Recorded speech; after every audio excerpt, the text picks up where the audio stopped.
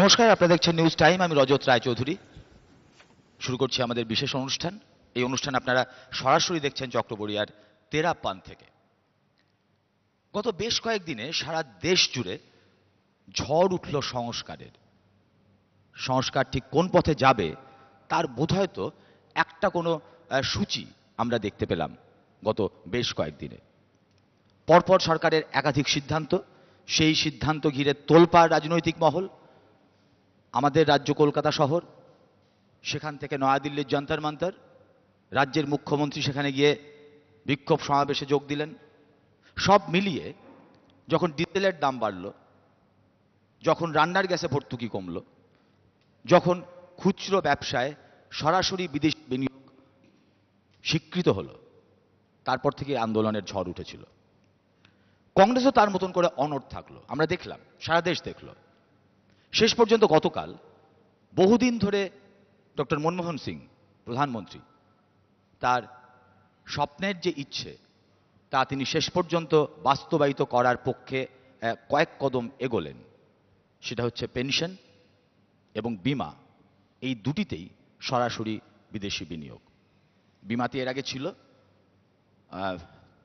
সেখানে নতুন করে তার সীমা বাড়ল, আর পেনশনে এফডিআই এলো। এই সব কিছু নিয়ে একটা তোলপাড় চলছে, নানা রকম বিক্ষোভ হচ্ছে। কেউ সমর্থন জানাচ্ছেন, কংগ্রেসের তরফ থেকে বলা হচ্ছে যেটা ঠিক হয়েছে। সোনিয়া গান্ধী তিনি গুজরাটে গিয়ে বলেছেন সরকারের থেকে সরবে না। আর অন্যদিকে এই মুহূর্তে নয়াদিল্লির সবচেয়ে বিরোধী মমতা বন্দ্যোপাধ্যায়, কংগ্রেস সুপ্রিমো, রাজ্যের মুখ্যমন্ত্রী, তিনিও তার তোপ দাগছেন একের পর এক। এই সব কিছু নিয়ে আজকে আমাদের এই অনুষ্ঠান মাফ কিজিয়ে সরকার। এই অনুষ্ঠানে আমাদের সঙ্গে রয়েছেন আমাদের মাননীয় অতিথিরা। আমি তাদের সঙ্গে পরিচয় করে দিই। আমার একদম ডান দিকে রয়েছেন অধ্যাপক পার্থ বিশ্বাস। পার্থ, স্বাগত আমাদের অনুষ্ঠানে। রয়েছেন তপন শিকদার। তপনদা, স্বাগত। রয়েছেন অধ্যাপক বিশ্বনাথ চক্রবর্তী, রাজনৈতিক বিশ্লেষক। আমাদের অনুষ্ঠানে স্বাগত বিশ্বনাথ। আমার ঠিক বাঁদিকে রয়েছেন কৃষাণু ভট্টাচার্য। কৃষাণুবাবু প্রাক্তন চেয়ারম্যান এবং বর্তমানে তিনি council member institute of chartered accountants of ইন্ডিয়ার। তার কাছ থেকে একটুখানি তাত্ত্বিকভাবে শুনবো যে ফরেন ডিরেক্ট ইনভেস্টমেন্ট হলে ঠিক কী কী হতে পারে, কী ধরনের সমস্যা হতে পারে বা আদৌ পারে কিনা। ঠিক তার পাশে রয়েছেন অচিনবাবু, অচিন চক্রবর্তী, অর্থনীতিবিদ। এবং আমার একেবারে বাঁদিকে রয়েছেন দেবাশিস সরকার, শিক্ষাবিদ। দেবাশিসবাবু, স্বাগত। আজকে আমাদের এই অনুষ্ঠানে নয়াদিল্লি থেকে সরাসরি যোগ দিয়েছেন প্রদেশ কংগ্রেসের মুখপাত্র অধ্যাপক ওম প্রকাশ মিশ্র। ওম প্রকাশ দা, স্বাগত আমাদের এই অনুষ্ঠানে। এই অনুষ্ঠান শুরুর আগে আমি আরও একটি বিষয়ে একটু উস্কে দিয়ে যেতে চাইছি। সেই বিষয়ে নিশ্চয়ই আমরা পরে আলোচনাতে আসব। যে আজকে অরবিন্দ কেজরিওয়াল, যিনি সদ্য রাজনৈতিক দল তৈরি করেছেন, এবং তিনি আজকে সাংবাদিক সম্মেলন করে তিনি একাধিক গুরুতর অভিযোগ এনেছেন কংগ্রেস দলের সম্পর্কে। সেসব নিয়ে আমরা কথা বলব। আমি একদম গোড়াতে যেতে চাইছি অধ্যাপক বিশ্বনাথ চক্রবর্তীর কাছে। সব মিলিয়ে বিশ্বনাথ, ঠিক যেমনটি দাঁড়িয়ে রয়েছে এই মুহূর্তে ভারতবর্ষের রাজনীতি, আমরা কথা বলছি হয়তো তেরাপান্থ চক্রবেরিয়ার থেকে, কিন্তু এই মুহূর্তে তো এটা একটা জাতীয় রাজনীতির একটা মূল কেন্দ্রবিন্দুতে এসে দাঁড়িয়েছে, যেটা পেনশন, বিমা, ডিজেল, রান্নার গ্যাসের ভর্তুকি সব মিলিয়ে। ঠিক কি অবস্থায় দেখছেন আপনি গোটা রাজনীতিটা এই মুহূর্তে? দেখো, আজকে বিকেল পর্যন্ত আমার যেটা মনে হয়েছে যে একের পর এক যে রিফর্ম সবসময় গ্র্যাজুয়াল প্রসেস, মানে একটা ক্রমান্বয়ে হওয়ার কথা, কিন্তু আমরা লক্ষ্য করলাম যে অতি দ্রুততার সাথে একটার পর একটা রিফর্ম যেটা আনা হচ্ছে, তার মধ্যে দিয়ে একটা প্রথমত বাইরের চাপের একটা হাত পরিষ্কার আমরা দেখতে পাচ্ছি। দ্বিতীয় আমার কাছে যেটা মনে হচ্ছে যে কোনো কারণে বাইরের চাপ মানে কি সরকারের বাইরে না দেশের বাইরে? খুব স্পষ্ট করে বলতে গেলে ওয়াশিংটন পোস্ট বা টাইম ম্যাগাজিনে যেভাবে মনমোহনকে দুর্বল সরকার বলা হয়েছিল, সেই দুর্বলতা ঢাকতে ওয়ার্ল্ড ক্যাপিটালিস্ট সিস্টেম বা বিশ্ব ধনতান্ত্রিক ব্যবস্থার কাছে আত্মসমর্পণ, এই সরকার আত্মসমর্পণ করেছে বিশ্ব ধনতান্ত্রিক ব্যবস্থার কাছে। ফলে মূলত ওয়ার্ল্ড ক্যাপিটালিস্ট সিস্টেম বা বিশ্ব ধনতান্ত্রিক ব্যবস্থার যে চাহিদা, সেই চাহিদা মেটানোর জন্য একের পর এক রিফর্ম, যেই রিফর্মগুলো মূলত যদি বলো যে বিশ্ব ধনতান্ত্রিকবাদের যে সংকট, সেই সংকট নিরসন করার একটা উপায় ভারতবর্ষের মধ্যে, ভারতবর্ষের ডাইরেক্ট ইনভেস্টমেন্ট করার মধ্য দিয়ে। আমেরিকার প্রেসিডেন্ট যখন বলে যে 8.1% আমার দেশের বেকার, সেই বেকারের সমস্যার মোকাবিলার কোথায় রাস্তা? ভারতবর্ষ হলো একটা রাস্তা। সেখানে ডাইরেক্ট ইনভেস্টমেন্ট যদি আসে তাহলে আমেরিকার একটা সুবিধে হবে, তার লগ্নি হবে, তার কর্মসংস্থানের সুযোগ হবে। ভারতবর্ষের কি হবে সেটা নিয়েই কিন্তু আজকে সারা ভারতবর্ষের মানুষের প্রশ্ন জেগেছে। দ্বিতীয় যে বিষয়টা পরিষ্কার উঠে আসছে সেটা হলো যে যেভাবে ইউপিএ 2 সরকার একের পর এক নানা ধরনের কেলেঙ্কারির সাথে যুক্ত হয়েছে, আমরা পরপর দেখলাম যে 2G স্পেকট্রাম থেকে শুরু করে কয়লা কেলেঙ্কারির যে একের পর এক ইস্যু আসছিল, এবং আন্না হাজারে যেটাকে ক্যাশ করবার চেষ্টা করেছেন, বিভিন্ন রাজনৈতিক দল যেটাকে নিয়ে রীতিমতো শোরগোল ফেলেছে, সেইটা যেন কোনোভাবেই ইউপিএ 2 সরকারকে বিব্রত করেছে। সরকার ওখান থেকে বেরিয়ে আসতে চাইছে জন্য একের পর এক সিদ্ধান্তগুলো দ্রুত নেবার একটা কৌশল অবলম্বন করছে। শুধু আন্না নয়, সেখানে কয়লাও রয়েছে, সেখানে কয়লা। আরেকটা যেটা বিষয় আমার কাছে মনে হয়েছে, ধরো কিছুদিন আগে ডিজেলের দাম বাড়লো, তার পাশাপাশি যেভাবে আমরা এফডিআই এর রিটেল অর্থাৎ খুচরো ব্যবসায় বিদেশি বিনিয়োগের মানে একেবারে বলা যায় ঝুঁকিপূর্ণ একটা রাজনৈতিক সিদ্ধান্ত, যেখানে সমর্থন কে করবে না করবে অনিশ্চিত, কিন্তু সরকারের কোনো একটা জায়গায় মনে হয়েছে যে দিনের শেষে পার্লামেন্টে দাঁড়িয়ে এমন কিছু রাজনৈতিক দল আমি পাবো, এমন কিছু নতুন সঙ্গী পাবো যারা আমার সরকারটাকে বাঁচিয়ে দিতে পারে। আমি ঠিক এই বিষয়টা নিয়ে একবার যাব নয়াদিল্লিতে। সেখানে রয়েছেন আমাদের মাননীয় অতিথি অধ্যাপক ওম প্রকাশ মিশ্র। ওম প্রকাশ দা, এই মুহূর্তে সারা দেশের যা চর্চার বিষয় যে একাধিক সেক্টর, সেটা কখনো খুচরো ব্যবসা, কখনো পেনশন, কখনো বিমার ঊর্ধ্বসীমা একটু বাড়িয়ে দেওয়া, এই সব কিছুর যে সিদ্ধান্ত কংগ্রেস সরকার নিচ্ছে, দেশজোড়া কিন্তু একটা প্রতিবাদের আঁচও রয়েছে। আপনারা ঠিক কতটা বদ্ধপরিকর এবং কেন বদ্ধপরিকর? যদি আপনারা বদ্ধপরিকর হয়ে থাকেন, যেটা সোনিয়া গান্ধী বলছেন, তাহলে কেন আপনারা বদ্ধপরিকর এই গোটা ব্যবস্থাটা চালু করার লক্ষ্যে? ওম প্রকাশ দা।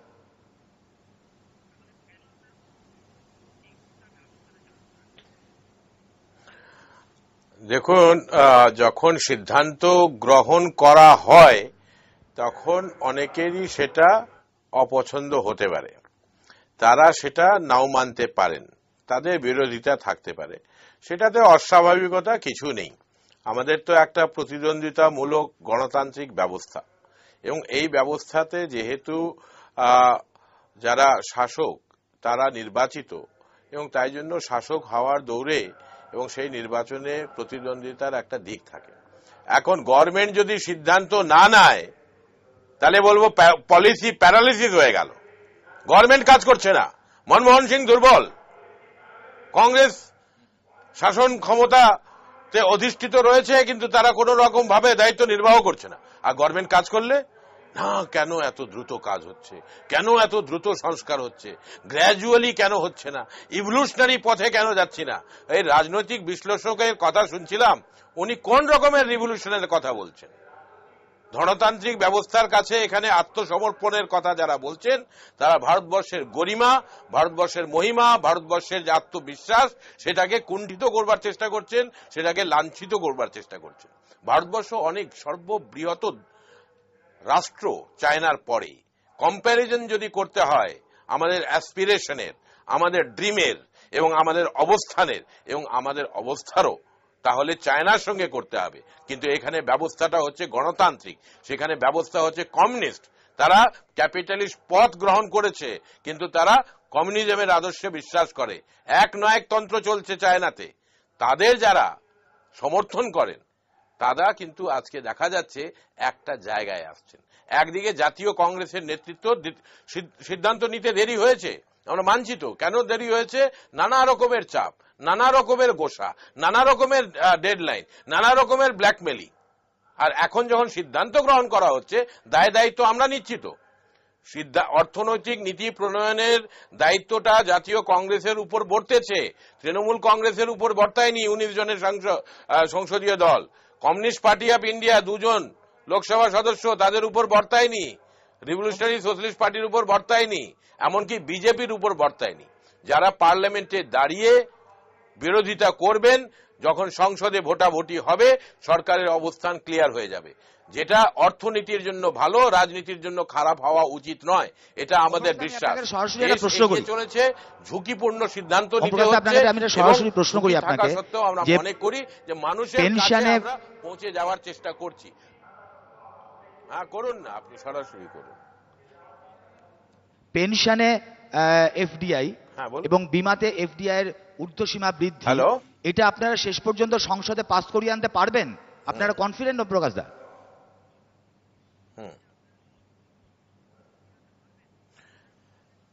দেখুন, দুটো ব্যাপার। একটা হচ্ছে যে সংসদে প্রতি মিনিটে প্রতি মুহূর্তে যে রাজনৈতিক দল শাসন ক্ষমতায় অধিষ্ঠিত তাদের সংখ্যাধিক্য থাকা উচিত, কিন্তু এটার বিচার হবে সংসদে। আপনি সঠিক বলেছেন, এবং সংসদে আমরা আশা করছি, বিশ্বাস রাখছি যে এটা সংসদের অনুমোদন পাবে। যদি কোনো কারণে সংখ্যা সংসদে আছে, আপনারা কি অনুমোদিত এটা পাস না করিয়ে আনতে হয়, পারবেন ওম প্রকাশ দা? তাহলে সেটা ভিন্ন প্রশ্ন, স্বতন্ত্র প্রশ্ন। আজকের দিনে অবশ্যই রয়েছে, অবশ্যই রয়েছে। রজত, আপনি খুব ভালো করে জানেন যে test of the strength of the government can only be finalised on the floor of the house. আজকে যে সমস্ত রাজনৈতিক দল বিভিন্ন কারণে বিজেপি কি সারা পাস করিয়ে আনতে পারবেন? বিভিন্ন বিজেপি কে বাদ রকমের দিয়ে পাস করিয়ে আনতে পারবেন সংসদে পরিপ্রেক্ষিতে ওম প্রকাশ কথা দা? বলছেন, তাদেরকে কিন্তু টেস্ট দিতে হবে। আমরা বিজেপির তো সাপোর্ট করার কথা, বিজেপির সাপোর্ট করার কথা। বিজেপি সাপোর্ট না করলে বিজেপির ভোট তো আমাদের দিকে চলে আসবে যতদিন যাবে। আমি এমপিদের ভোটের বেশ, কথা বলছি না, আমি আবারও আসবো না দিল্লিতে। ট্র্যাডিশনাল আমি আবার আসবো ওম প্রকাশ দা। আমি একবার আসবো তপনদার কাছে, তপন শিকদার। ওম প্রকাশ বাবুরা খুব কনফিডেন্ট, আত্মবিশ্বাসী যে এটা তারা সংসদে পাস করিয়ে আনতে পারবেন। যদিও আমরা দেখছি যে ইউপিএর একের পর এক শরিক এরা কিন্তু বিভিন্ন রকম প্রশ্নে বিভিন্ন রকম অবস্থান তারা কিন্তু বদল করছেন। মমতা বন্দ্যোপাধ্যায় প্রথম থেকেই তিনি বিরোধী ছিলেন। ডিএমকের সুর একটু অন্যরকম হয়েছে। মুলায়ম সিং কী করবেন সেটা বলা খুব কঠিন কাজ, কখনোই সেটা বলা যায় না ভারতীয় রাজনীতিতে, কখন তিনি কি করবেন। আপনাদের ভূমিকা কি হবে এই বিল পাস করানোর লক্ষ্যে? এবং এফডিআই রিটেল নিয়ে তৃণমূল কংগ্রেস ইতিমধ্যেই বলেছেন যে তারা নো কনফিডেন্স মোশন আনছেন। ফ্লোরে আপনাদের ভূমিকা কি হবে? এক তো হচ্ছে যে প্রশ্ন এইমাত্র উত্থাপিত হয়েছে সে বিষয়ে খুব স্পষ্ট করে বলতে চাই যে দুটি, এক তো বিমা ক্ষেত্রে ২৬ থেকে ৪৯ করার যে প্রস্তাব বা ঘোষণা করেছেন, আর পেনশনের অবশ্য আপনারাই পাস করে পেনশনের ক্ষেত্রে আপনাদের প্রস্তাব ছিল গতকাল ২৬। পেনশনের ক্ষেত্রে গতকাল চিদাম্বরম যা বলেছেন তার অর্থ এই, যদি বিমা ক্ষেত্রে ৪৯ করা যায় তাহলে পারে ওখানেও ৪৯ হবে। এটাই তিনি বলেছেন, যদিও প্রথম দিকে ঘোষণা করেছিলেন যে ২৬% সেখানে করা হবে। একটা হচ্ছে যে বিমা ক্ষেত্রে আমরা আমাদের যে অবজারভেশন, না, আমি তখন তো খুব সরাসরি জিজ্ঞেস করছি যে এই মুহূর্তে বিমা ক্ষেত্রে ২৬% ছিল, ৪৯ হয়েছে। ২৬ আপনাদের প্রস্তাব ছিল, ইউপিএ সরকার ৪৯ পেনশনে ২৬% করাতেই তার যে অনুভব আমরা পেয়েছি তাতে দেখা গেছে যে কতগুলি ভারতীয় কোম্পানিকে সামনে দাঁড় করিয়ে রেখে পেছনে তারা অন্তত ৫৬-৫৭% বিদেশি কোম্পানিগুলি বিমার ক্ষেত্রে লাভ দিয়ে গেছে। অর্থাৎ এর ফলে আমরা বলছি যে ২৬-এর উপরে এটা তুললে পরে আমরা সমর্থন করব না। বেশ, কিন্তু ২৬%-র মধ্যেও আপনি বলছেন যে কোনো দেশীয় কোম্পানিকে খাড়া করে বিদেশি কোম্পানি, মাল্টিন্যাশনাল কোম্পানি তারা অনেক বেশি ব্যবসা করেছে। অর্থাৎ কোথাও কি আপনার মনে হয় যে এনডিএ সরকার, আপনার দল ২৬% করেও ভুল করেছিল? ২৬% দেখুন, এখন তো আমরা তাই মনে হচ্ছে ভুল করেছিল, যে ভুল করার বিষয় নয়, কিন্তু ২৬%কেও ধরে রাখা যাচ্ছে না, তার থেকেও তারা চোরা পথে নিজেদের কার্যসিদ্ধি করে যাচ্ছে। সুতরাং আরো যদি ৪৯-এ নিয়ে যায় তাহলে পরে সর্বনাশ হয়ে যাবে। এবং তার জন্য আর বিশেষ করে যেটা আপনার পেনশনের ক্ষেত্রে বলা হচ্ছে, পেনশনের ক্ষেত্রে কিন্তু এটা জেনে রাখা দরকার যে কমিটি সম্পূর্ণভাবে একেবারে সর্বসম্মতভাবে যে সুপারিশ করেছে তাতে তারা বলেছে যে সরকারকে লিখিতভাবে প্রতিশ্রুতি দিতে হবে যে তাদের সিকিউরিটি থাকবে বা তাদের না। এটা তো জানা কথা, আমি আমার প্রশ্নের উত্তরটা পেলাম না। যে অবস্থাতে রয়েছে, যদি ওটা ২৬-এর থেকে বেড়ে ৪৯ হয় বা না হয়, যদি পেনশনে এফডিআই আসে এবং সে মতো ক্ষেত্রে আছেই, বেশ, এর আগে আমি ২৬ থেকে যদি বেশি বাড়ানো হয় বা না হয়, যদি ২৬-ই থাকে, ২৬-এর উপরে গেলে আমরা সমর্থন করব। অর্থাৎ ২৬ হলে আপনাদের সম্মতি রয়েছে, যেটা আপনারা করে গিয়েছেন। ২৬ তো রয়েছেই। এর মধ্যে এফডিআই ইন রিটেল, এটা নিয়ে যদি নো কনফিডেন্স আসে, যদি তৃণমূল কংগ্রেস নিয়ে আসে, যেটা মমতা বন্দ্যোপাধ্যায় ইতিমধ্যে জানিয়েছেন যে তারা আনবেন, আপনারা সমর্থন করবেন ফ্লোরে? আমরা বলে দিয়েছি এনডিএর পক্ষ থেকে এদের পক্ষ থেকে বলে দিয়েছি সেক্ষেত্রে আমরা তো আনছি না, কিন্তু অন্য কেউ আনলে আমরা সমর্থন করব, বলে দিয়েছি, এটা পরিষ্কার। বেশ, আমি একবার আসবো অধ্যাপক অচিন চক্রবর্তীর কাছে।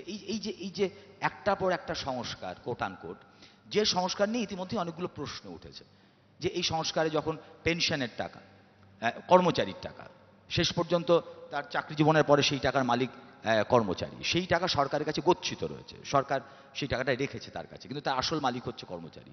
সেই টাকা যদি আজকে খোলা বাজারে খাটে, যদি সেখানে বিদেশি কোনো সংস্থায় সেটাকে নিয়োগ করা হয়, এটাতে ঠিক কীরকম ঝুঁকি থেকে যাচ্ছে? এটা কি একটা সোশ্যাল ওয়েলফেয়ার স্টেটে এটা কি করা ঠিক? অর্থনীতির ভাষা কী? ভারতবর্ষের অর্থনীতি কিন্তু ঠিক নির্মোহ অর্থনীতি নয়। জওহরলাল নেহরু থেকে ইন্দিরা গান্ধী অর্থনীতির মধ্যে কিন্তু তার একটা পলিটিক্যাল অ্যাপ্রোচ আছে, ছিল। হ্যাঁ, পেনশনের ব্যাপারটা মানে আলাদা করে আমি বিদেশি পুঁজি কি দেশি পুঁজি সে প্রশ্নে যাওয়ার আগে প্রথমে বলি, পেনশনের টাকা খোলা বাজারে খাটে। পেনশন আমাদের আগে যে ব্যবস্থা ছিল, বিশেষত সংগঠিত ক্ষেত্রে, সরকার এবং বেসরকারি সংগঠিত ক্ষেত্রে পেনশনের যে ব্যবস্থাটা ছিল সেটা হচ্ছে যে ওই একটা নির্দিষ্ট হারে পেনশন পাওয়া যাবে রিটায়ারমেন্টের পরে। এখন এই নির্দিষ্ট হারের ব্যাপারটা ক্রমশই কিন্তু আস্তে আস্তে বলা হচ্ছে যে এটা একটা বার্ডেনসাম ব্যাপার হয়ে যাচ্ছে।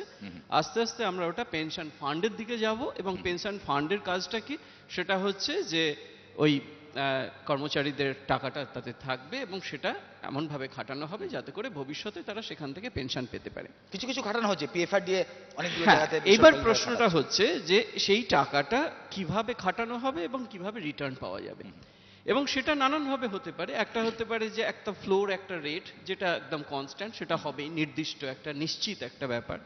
কিন্তু এখানে নিশ্চিতের ব্যাপারটা আর রাখা হচ্ছে না। যেটা করা হচ্ছে যে বেশিরভাগটা ইকুইটিতে যখন দেওয়া হচ্ছে, তখন কিন্তু বলা হচ্ছে এই ঝুঁকিটা তোমারও। অর্থাৎ পেনশন ফান্ড ম্যানেজার সে ঝুঁকিটা নিয়ে যে ওটাকে বিনিয়োগ করছে, সেই বিনিয়োগের যে ঝুঁকিটা সেটা কিন্তু পেনশন ফান্ড ম্যানেজার নিজে আর রাখছে না, সে কিন্তু যাদের পেনশন তাদের উপরেও অনেকটা চাপিয়ে দিচ্ছে।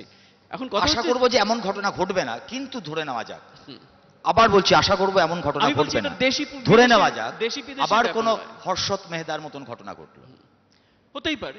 মানে আমি ওই জন্যই বলছি যে এটা দেশি বিদেশির প্রশ্ন নয়, প্রশ্ন হচ্ছে যেই মুহূর্তে আমি একটা, এবং পেনশন ফান্ড ব্যাপারটা মানে আইডিয়ালি এটা কিন্তু একটা বিরাট হয়ে যেতে পারে। যেমন বিদেশে যেমন পেনশন ফান্ড ম্যানেজার মানে একটা বিশাল ব্যাপার, এবং আমাদের যে ফরেন ইনস্টিটিউশনাল ইনভেস্টমেন্টগুলো আসছিল অনেকটাই কিন্তু তার মধ্যে পেনশন ফান্ড আছে, এবং তার মানে হচ্ছে ইউরোপের পেনশন ফান্ড কিন্তু আমাদের দেশেও কিন্তু বিনিয়োগ করা হয়েছে এবং সারা পৃথিবীতেই হচ্ছে। অর্থাৎ এই যে পেনশন ফান্ডটা, এই পেনশন ফান্ড ম্যানেজাররা সারা পৃথিবীতে এটা বিনিয়োগ করছে, করে একটা রিটার্ন পাচ্ছে। আমার প্রশ্ন হচ্ছে যে যে কোনো বিনিয়োগ করলে একটা রিটার্ন হয়, কিন্তু রিটার্নে একটা ঝুঁকি থাকে, একটা ভোলাটিলিটি থাকে।